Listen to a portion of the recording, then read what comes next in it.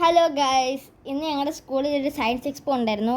അത് science, robotics, arts എന്ന് പറയുന്ന 3 തരമായിട്ട് തിരിച്ചിട്ടുണ്ടായിരുന്നു. ഞാൻ റോബോട്ടിക്സിൽ പോയി പ്ലാനറ്റോറിയം കണ്ടു, വിർച്വൽ റിയാലിറ്റി കണ്ടു. അതാണ് നിങ്ങളിപ്പോൾ വീഡിയോയിൽ കാണുന്നത്.